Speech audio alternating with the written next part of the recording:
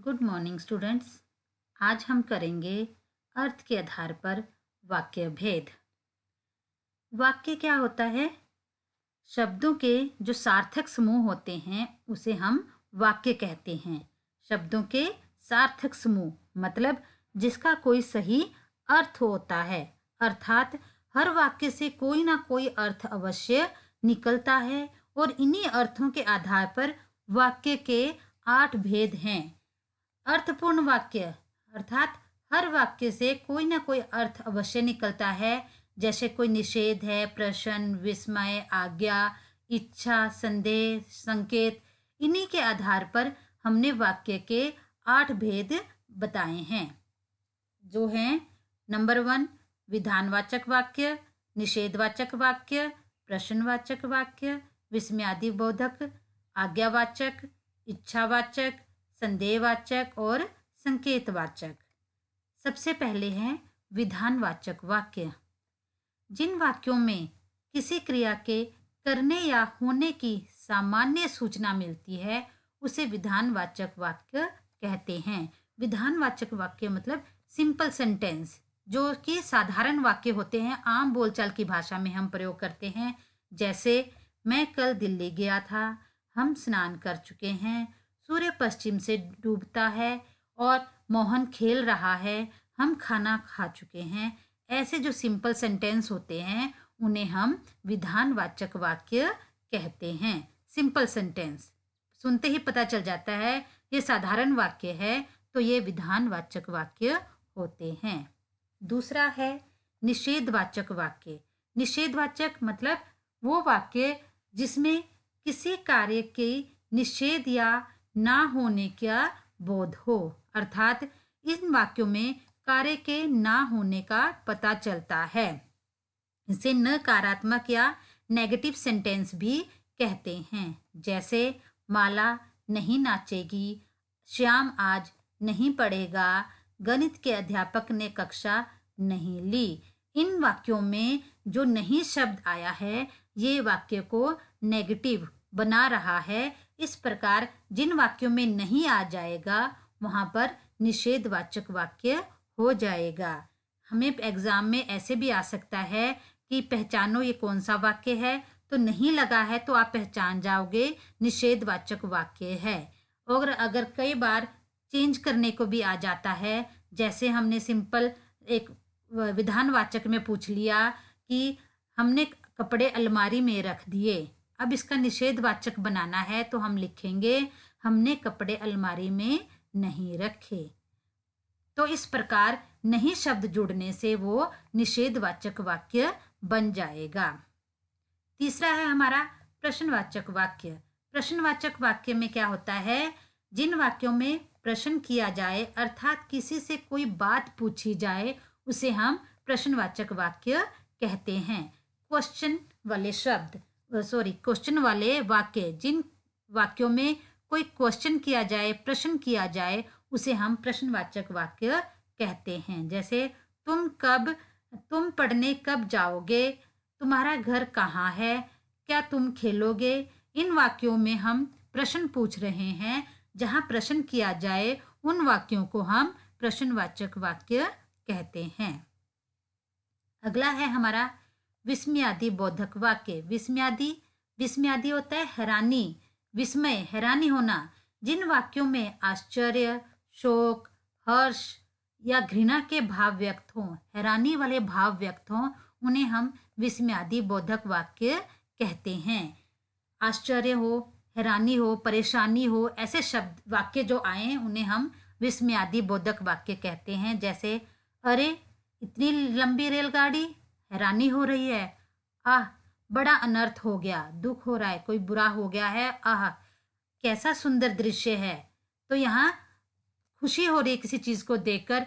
अच्छा तुमने भी यश नाम कर लिया।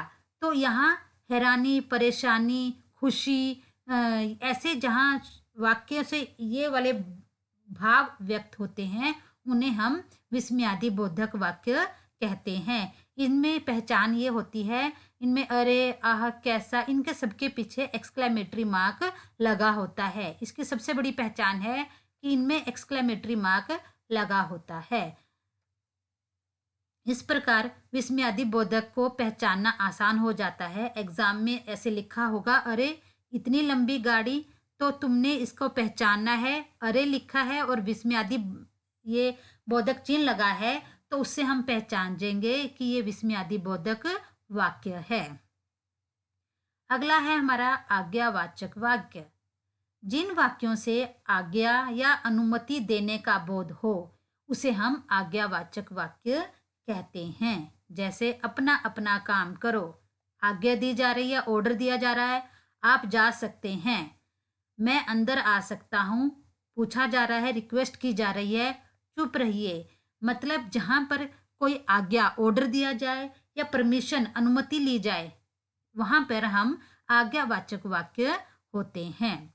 यहाँ पर आज्ञा या अनुमति, ऑर्डर दिया जाए या परमिशन ली जाए, उसको हम आज्ञावाचक वाक्य कहते हैं। अगला है हमारा इच्छावाचक वाक्य।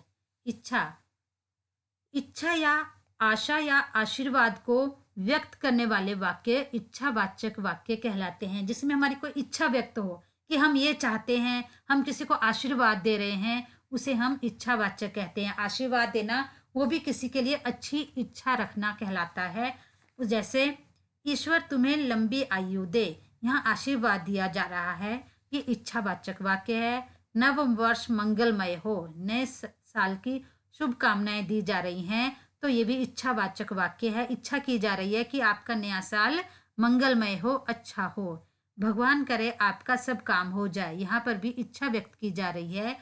तो जिन वाक्यों में अपनी इच्छा, आशा या आशीर्वाद दिया जाता है, उन वाक्यों को हम इच्छावाचक वाक्य कहते हैं। 7वां है हमारा संदेहवाचक वाक्य। जिन वाक्यों में कार्य के होने में संदेह या अथवा संभावना का बोध हो, मतलब हमें डाउट हो, जिन वाक्यों में हमें डाउट लगे कि काम होगा या नहीं होगा, उन वाक्यों को हम संदेहवाचक वाक्य कहते हैं। जैसे संभवतः वह सुधर जाए, संभवतः लगता है वह सुधर जाए, तो वह शायद आए, पक्का नहीं है, डाउट है, आए भी सकता है। जैसे संभवतः वह सुधर जाए, शायद वह सुधर जाए, सुधर भी सकता है, नहीं भी, डाउट है इस बात पे। वह शायद आए, पक्का नहीं पता आएगा या नहीं आएगा, इस बात पे डाउट है। शायद मैं बाहर चला जाऊंगा, मतलब पक्का हमें पता नहीं है मैं जाऊंगा या नहीं जाऊंगा, शायद जा सकता हूँ।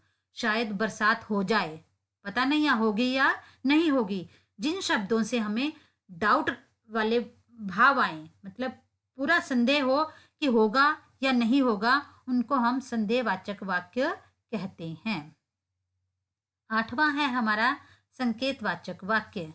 जिन वाक्यों में से क्रिया के दूसरी क्रिया पर निर्भर होने का बोध हो, मतलब संकेत किया है, पहली क्रिया दूसरी क्रिया पर निर्भर होती है, इसमें हेतुवाचक वाक्य भी कहते हैं। इनसे कारण, शर्त आदि का बोध होता है। संकेतवाचक वाक्य ऐसे समझने आएगा, इसके उदाहरण से समझिए।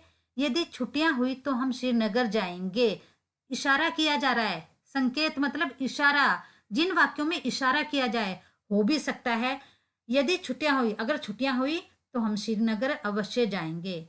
वर्षा होती तो फसल अच्छी होती, मतलब इशारा किया जा रहा है, संकेत किया जा रहा है कि वर्षा अच्छी नहीं हुई, इसलिए फसल अच्छी नहीं हुई। अगर होती तो पक्का फसल अच्छी होती। आप आते तो समस्याएं दूर हो जाती, मतलब अगर आप आते तो होती। यहाँ पर क्या है, एक इशारा किया जा रहा है कि काम हुआ या नहीं हुआ। एक क्रिया दूसरी क्रिया पर निर्भर करती है। जैसे अगर हम अच्छी पढ़ाई करेंगे तो अवश्य पास हो जाएंगे। अगर, यदि, होती, ऐसे शब्दों का प्रयोग संकेतवाचक वाक्यों में ही होता है। यदि आप पढ़ोगे तो प्रथम आ जाओगे, इस प्रकार के शब्द वाक्य जो हैं संकेतवाचक वाक्य में ही आते हैं। तो आपके इसमें वाक्य के 8 भेद हैं। आपने ध्यान से इनको पढ़ना है और समझना है और एग्जाम में अच्छी तरह से लिखना है।